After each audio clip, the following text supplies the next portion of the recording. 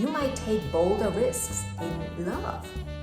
And that could go both ways, right? This could mean you're giving love another chance, or you're saying, look, no, this is not working for me. Like, I think one of the most powerful sentences ever said is, this doesn't work for me. Hello, my loves, welcome back. Now, like I promised on Sunday, in this video, we are going to talk about each rising sign. And since I got the general stuff out of the way in the last video, we are going to dive right into all the rising signs. Let's start with Aries rising. Now for you, this conjunction in Aries is happening in your first house, and we are talking about a rebirth of your self-image, your self-concept even, I would say. That comes with a lot of newfound confidence. I would say this is a massive personal reset for you. You're stepping into an even bolder version of you. You're probably already quite bold when it comes to getting things done or starting things. Maybe not getting things done. Maybe I should say you're very bold when it comes to starting something new. Maybe not necessarily finishing it. But this conjunction just up-levels you in this area, up-levels you even more. You're even bolder, braver, more courageous. And what I said in my last video is obviously also true for you. You might take bolder risks in love. And that could go both ways, right? This could mean you're giving love another chance, or you're saying, look, no, this is not working for me. Like, I think one of the most powerful sentences ever said is, this doesn't work for me. This could also relate to your appearance, right?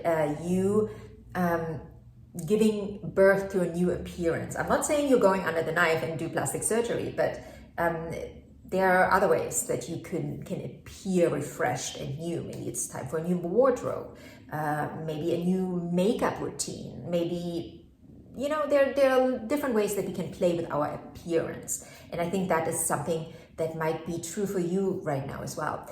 Then when it comes to the main lesson, for you, it is putting yourself first. And generally, I think that is not a problem for you. I don't think you do have a problem with putting yourself first, generally. But I think now we are particularly talking about relationships, and you're putting yourself first in relationship without guilt. You are more inclined to say yes to what excites you and no to what doesn't, without second thoughts, without guilt, without shame.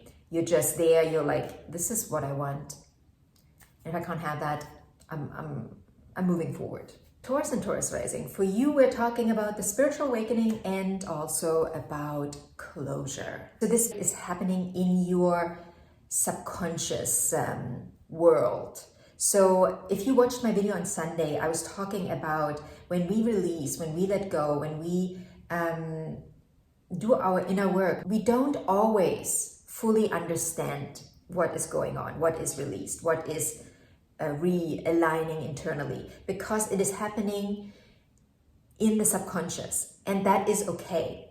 That is okay. You don't have to always understand everything. You don't have to understand why this and that happens. I know we live in this world where we always want to understand because we are guided by the intellect, and that is beautiful. But again, at the same time, certain things have been imprinted, right, in us at a time when we were not conscious. And now trying to make this conscious, I don't want to say it's a waste of time, but it is not really time used efficiently. Just allow things to be, allow yourself to cry, allow yourself to release in ways that might not be fully clear. And what is reborn for you here? Well, I think a new way of surrender, understanding surrender. I think we talked about this in one of the previous videos I did. You're really encouraged to let go of these past beliefs that are imprinted, that you might not fully understand. You don't know where they come from. Sometimes we don't even know we have certain beliefs, right? We don't, because they feel so innate, because they've been there all our conscious life. And when it comes to love, like an old love story might resurface. And it might resurface for closure. And you got to find the strength within you to actually let it go, because it didn't work, and then it didn't work, and then it didn't work, and you're trying to make it work. The question is why? Why does this one have to work? Why is it this one that has to be it? Where do you still buy into struggle love? That is a big topic for the 12th house. Where do you still believe you have to give up certain things you desire, you truly desire in love, just to have this love or this person in your life? I don't think this is an easy time for you, right? Like 12th house transits are never easy. But they also don't have to be hard, right? We make things harder because we come in with all that 3D stuff. And the 12th house is not 3D. It's beyond, it's beyond. We don't fully understand it, but we'll try to understand it, and that's where we run into the issue, right? When we try to understand the 12th house stuff fully. We will never, just accept that we don't, and then embrace that. Embrace the beauty of it.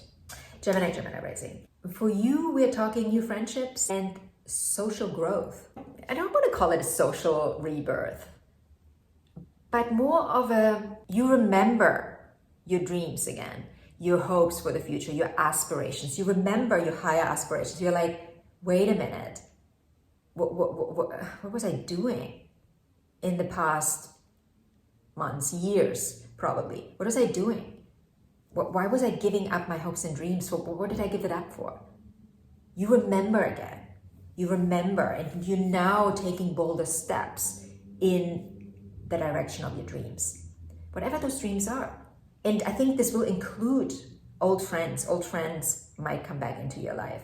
New ones might come too. And then you have to decipher, do you want to let the old ones back in? Are they still aligned with who you are? I think also your social, not your social, but more your community, your friendship circle will help you in those aspirations. They will, maybe some old friends come back and they remind you. They remind you on those higher aspirations you have, had, and still have. So being bold now, working and walking towards those higher aspirations, that is what this Venus, this new Venus cycle is all about for you. And your main lesson here is surround yourself with people that reflect your higher aspirations. Cancer rising. Now, for you, we are talking about a transformation in your public image and your career. There's a new cycle starting. The key lesson is owning your worth in the workplace, owning your worth when it comes to showing up on the stage of life. How do you present yourself? Are you presenting yourself in your highest form? Are you presenting yourself in a way where you can actually reach and accomplish the things you want to accomplish? How connected are you with your purpose?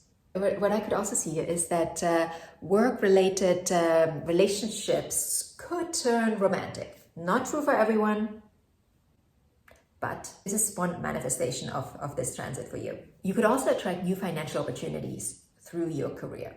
And what is being reborn for you is a new identity in your career, possibly also public recognition.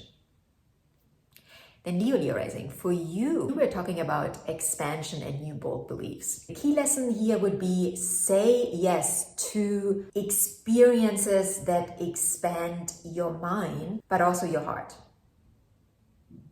You're a Leo after all. When it comes to love and money, you may attract long distance love, or also financial opportunities in a new country. You may also realize that your ideas and beliefs around what you want in love have changed, and you're stepping into it more boldly. You're more aligned with that. And I think also financially, this could be you investing more in travel, but also educational pursuits and personal growth. So maybe you're getting a coach, maybe you're getting a mentor. Maybe you are going to be the coach or the mentor. But all in all, I would say this is a time to truly breaking free from those limiting beliefs that hold you back, that keep you small. And Virgo rising, for you, my lovely Virgos, this is all about a deep emotional but also financial transformation. I think this is a beautiful time financially for you, because you are attracting other people's money. It's like the 8th house is the house of shared resources, money coming in from outside sources. When you have Venus sitting in here and Venus starting a new cycle, I think you understand where I'm going here. Like, I'm not saying people are going to throw their money at you, but people might just throw their money at you. They want what you have. I think this is also a powerful time when it comes to intimacy. Your intimacy with yourself. How intimate are you with yourself? And then how intimate are you with your partner? And if you don't have a partner, this might be just reflecting what you want, the depth that you need in relationship. Have you experienced it yet? And if not, what within you had to change so you were able and ready to experience the level of depth and intimacy that you actually desire. Your key lesson here is stop settling for less in intimate relationships, but also in money. This is an up-leveled understanding of your worth. And when it comes to love, you might attract a new soul level love, right? Or what feels like a soul level, like deep soul level love. Or if you're already in a romantic relationship, that deep soul connection might intensify. And that's it for now. Any questions, again, ask. If you want a personal reading, book it by clicking on the link in the description box. And anything else, I'm here for you. I'll talk to you later.